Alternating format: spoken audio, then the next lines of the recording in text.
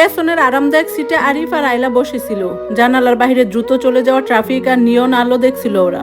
আরিফ তখনও তার সেই এক কান সেরা টেডি বেয়ারটাকে শক্ত করে ধরে রেখেছে। মাঝখানে বসে আরহাম চৌধুরী পরম মমতায় দুপাশে দুই হাত দিয়ে ওদেরকে আগলে রেখেছে।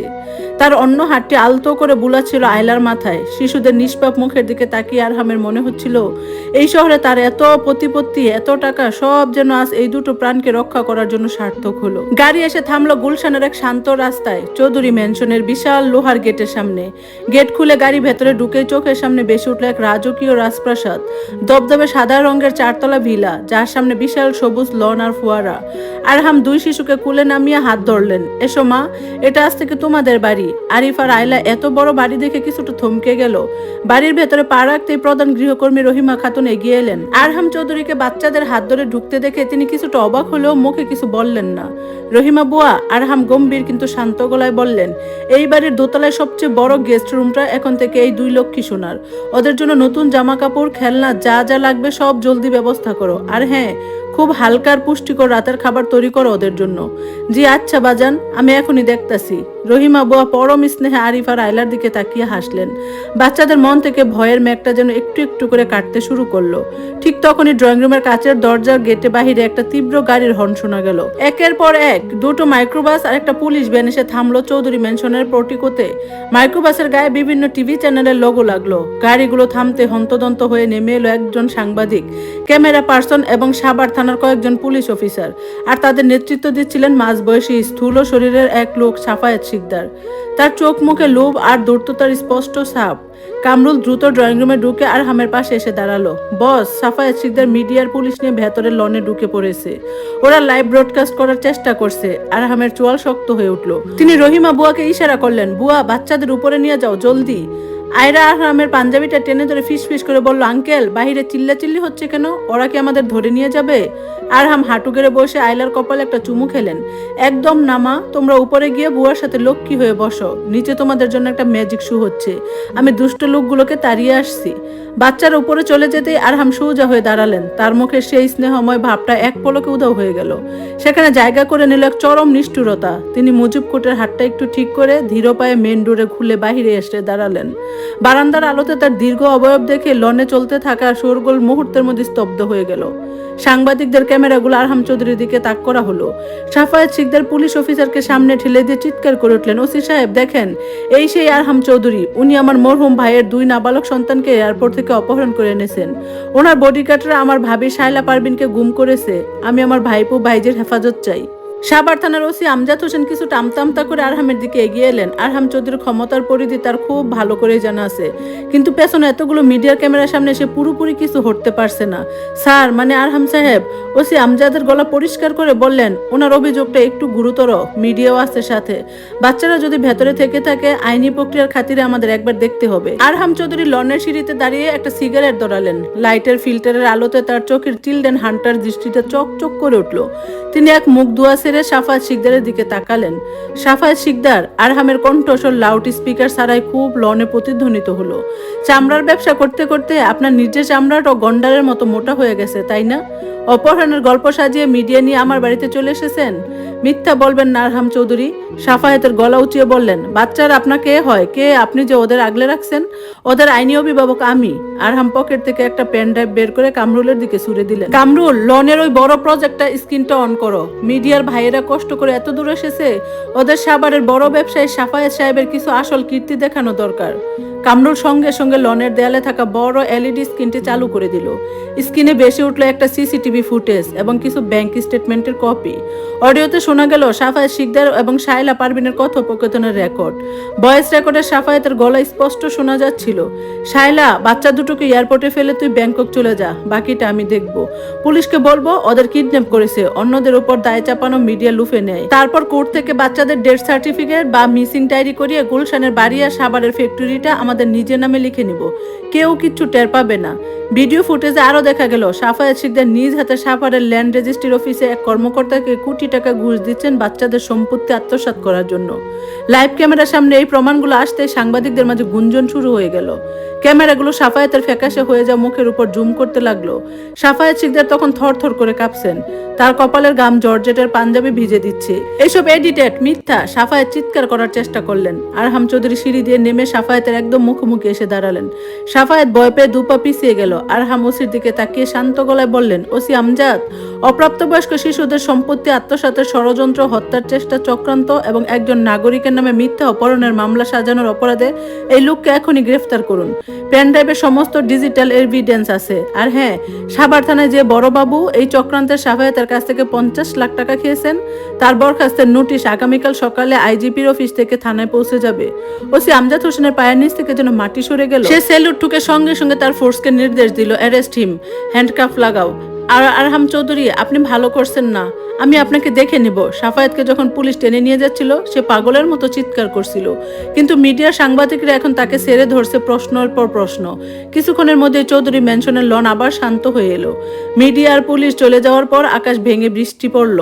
আরহাম চৌধুরীর দৃষ্টি তাকিয়ে একটা স্বস্তির নিঃশ্বাস নিল। এই শহরের নোংরা আবর্জনাগুলো যেন এই বৃষ্টিতে ধুয়ে মুছে সাফ হয়ে যাচ্ছে।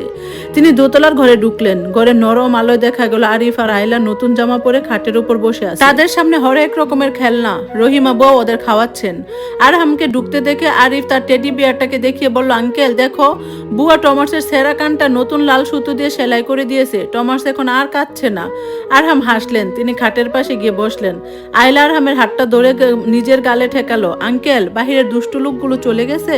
হ্যাঁ মা, ওরা আর কোনোদিন আসবে না। আরহাম ওদের দুজনকে কাছে টেনে নিল। ঠিক তখনই কামরুল দরজার বাহিরে এসে দাঁড়ালো। তার হাত সুপ্রিম কোর্টের একটা লিগ্যাল ফাইল। কামরুল নিচু গলায় বলল, বস, শায়লা আর সাফা দুজনেই এখন লক আপে। আর এই নিন আরিফ আর আয়লার অফিসিয়ালি লিগ্যাল গার্ডিয়ানশিপের পেপারস। আগামীকাল সকালের মধ্যে কোর্ট থেকে আপনার নামে সাইন হয়ে যাবে। আরহাম পেপারসগুলোর দিকে তাকালেন। কাগজের পাতায় লেখা লিগ্যাল গার্ডিয়ান আরহাম চৌধুরী। তিনি ফাইলটা বন্ধ করে বাচ্চাদের দিকে তাকালেন, যারা এখন পরম শান্তিতে তার চাদরের উপর মুখ বুঝছে। আরহাম মনে মনে বললেন, যুদ্ধ তো মাত্র শুরু। এই শিশুদের রক্তের উত্তরাধিকার যারা ছিনিয়ে নিতে চেয়েছিল, তাদের শিকড় শুদ্ধ উপড়ে না ফেলা পর্যন্ত আরহাম চৌধুরী থামবে না। বাহিরে তখনও মুষলধারে বৃষ্টি। জানালার কাছে আশ্রে পড়াও জলবিন্দু আর মেঘের গুরু গুরু শব্দে পুরো চৌধুরী ম্যানশন এক অদ্ভুত শান্ত পরিবেশ বিরাজ করছিল। দোতলার ঘরের নরম আলোয় আরহাম চৌধুরী খাটের একপাশে চুপচাপ বসেছিলেন। তার সামনে গভীর ঘুমে আচ্ছন্ন আরিফ আর আয়লা। আরিফের এক হাত তখনও তার সেই লাল সুতো দিয়ে সেলাই করা টেডি বিয়ার টমাসকে জড়িয়ে ধরে আছে। আর আয়লা ঘুমেও আরহামের চাদরের একটা কোণ শক্ত করে মুঠোয় পড়ে রেখেছে। শিশুদের এই নিষ্পাপ মুখের দিকে তাকিয়ে আরহাম চৌধুরী চোখের কোণটা কেমন যেন ভিজে উঠল। স্মৃতির পাতাগুলো তাকে টেনে নিয়ে গেছে ঠিক 25 বছর আগে এক ঝড়ো রাতে। সেদিন ওই শহরের আকাশে এমন মেঘের গর্জন ছিল। কমলাপুর রেল স্টেশনে একটা অন্ধকার স্বেচ্ছাতে প্ল্যাটফর্মে 10 বছরের একটা ছেলেকে তার আপন চাচা এভাবে ট্রেনের টিকিট কাটার নাম করে বসিয়ে রেখে আর ফিরে আসেনি। সারা রাত ক্ষুধার্ত তৃষ্ণার্ত ছেলেটি বৃষ্টির জলে ভিজে কেঁদেছিল। কেউ তার চোখের জল মোছাতে আসেনি, কেউ তাকে বুকে টেনে নেয়নি। সেই রাতটাই 10 বছরের নরম মনের আরহামকে আজকের এই কঠিন লৌম্য হর্ষক আরহাম চৌধুরীতে রূপান্তরিত করেছিল। আরহাম নিজের অজান্তে একটা দীর্ঘশ্বাস ফেললেন। বাচ্চাদের গায়ের কম্বলটা ভালো করে টেনে দিয়ে তিনি ধীর পায়ে ঘর থেকে বেরিয়ে এলেন। করিডোরে কামরুল অপেক্ষা করছিল। বস, সুপ্রিম কোর্টের পেপারস রেডি, কিন্তু সাভার থেকে একটা নতুন খবর এসেছে। কামরুল ফাইলটা এগিয়ে দিতে দিতে নিচু গলায় বলল, কি খবর? আরহামের কণ্ঠস্বর আবার সেই চেনা গম্ভীর রূপ নিল। সাফায়েত শিকদার আর শায়লা পারভিন ভেতরে গেছে ঠিকই, কিন্তু শিকদার গ্রুপের বোর্ডের সাফায়েতের একটা বড় অংশীদারিত্ব আছে। সাভারের ফ্যাক্টরি আর গুলশানের বাড়ির দখল নেওয়ার জন্য সাফায়েতের পেছনে এই শহরের আরো একজন বড় খলনায়কের কলকাঠি নাড়ছে। তিনি আর কেউ নন, চৌধুরী গ্রুপের চিরশত্রু মির্জা আসাদ। নামটা শুনে আরহামের চোখে দৃষ্টি তীক্ষ্ণ হয়ে উঠল।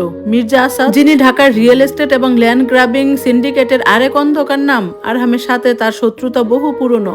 তার মানে সাফায়েত আর শায়লা কেবল দাবার গুটি ছিল, আসল খেলোয়াড় মির্জা আসাদ। আরহাম তর্জনী দিয়ে কপালে মৃদু টোকা দিলেন।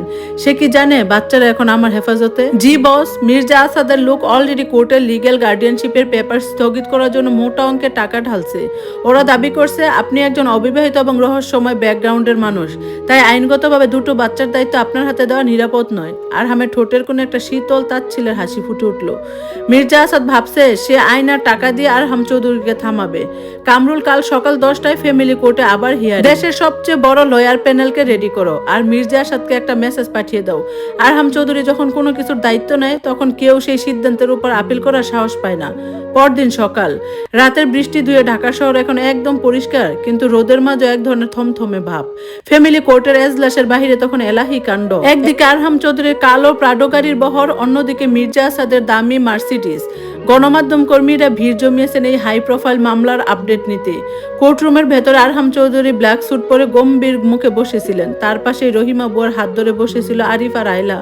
কোর্টের এই অপরিচিত পরিবেশ দেখে ওরা কিছুটা ভয় পাচ্ছিল, কিন্তু আরহাম যখনই ওদের দিকে তাকিয়ে মৃদু হাসলেন, ওদের ভেতরের ভয়টা নিমিষে উধাও হয়ে গেল। ঠিক তখন এজলাসে প্রবেশ করলেন মির্জা আসাদ।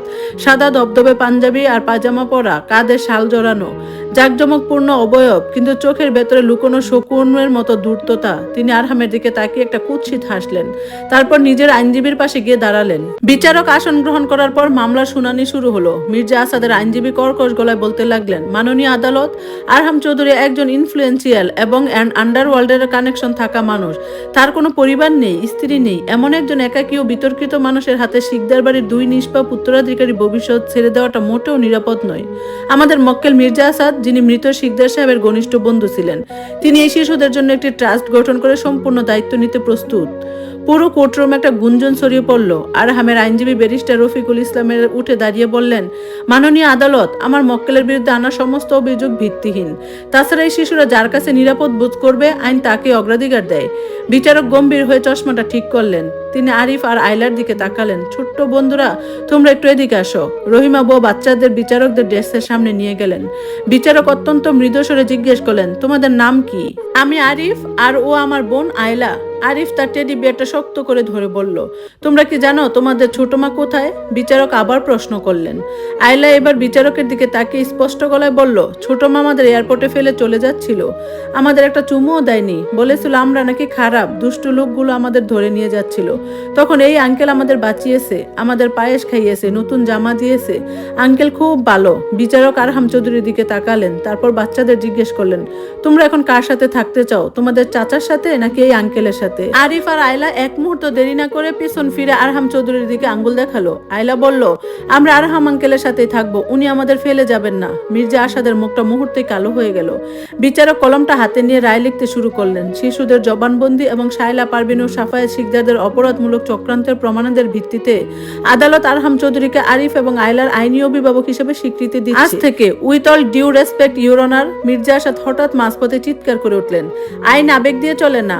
আরহাম চৌধুরী যতই বাচ্চাদের মন ভোলানো হোক না কেন, সে একজন অবিবাহিত পুরুষ। একটা পরিবারে মায়ের স্নেহ ছাড়াই 2 শিশু বড় হতে পারে না।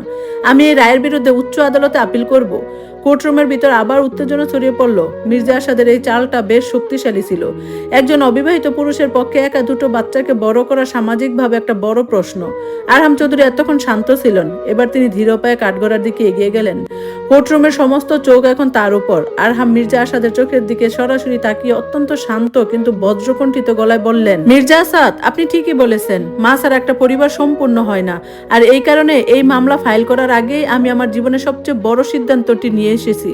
কথাটা বলে আরহাম কোর্টরুমের মেইন দরজার দিকে তাকালেন। ঠিক তখন এই কোর্টরুমের ভারী কাঠের দরজাটা খুলে গেল। ভেতরে প্রবেশ করলেন এক অত্যন্ত মার্জিত, সুশিক্ষিত ও গম্ভীর নারী। পরনে হালকা নীল জামদানি শাড়ি, চোখে চশমা। তাকে দেখে এই কোর্টরুমের অর্ধেক আইনজীবী সম্মানের সাথে দাঁড়িয়ে গেলেন। তিনি আর কেউ নন, ঢাকা বিশ্ববিদ্যালয়ের আইন বিভাগের নামকরা প্রফেসর এবং দেশের শীর্ষস্থানীয় মানবাধিকারী কর্মী ডক্টর সাবিহা ইয়াসমিন। সাবিহা ইয়াসমিন ধীরে পায়ে আরহাম চৌধুরীর পাশে এসে দাঁড়ালেন।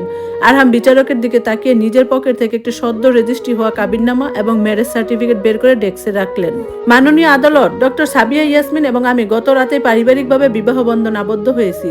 আজ থেকে আরিফ আর আয়লা কেবল একজন বাবাকেই পায়নি, এই শহরের সবচেয়ে যোগ্য এবং স্নেহময়ী মায়ের আঁচলও পেয়েছে। এবার মির্জা আসাদ সাহেব, আপনার আর কোনো আইনি আপত্তি আছে? পুরো কোর্টরুম যেন 1 সেকেন্ডের জন্য স্তব্ধ হয়ে গেল। মির্জা আসাদের পায়ের নিচ থেকে শুধু মাটি নয়, পুরো পৃথিবীটাই যেন ধসে পড়ল। তিনি ভাবতেও পারেননি যে আরহাম চৌধুরী এই শিশুদের বাঁচানোর জন্য নিজের একাকী জীবনের নীতি বদলে এত বড় একটা মাস্টার স্ট্রোক খেলবেন।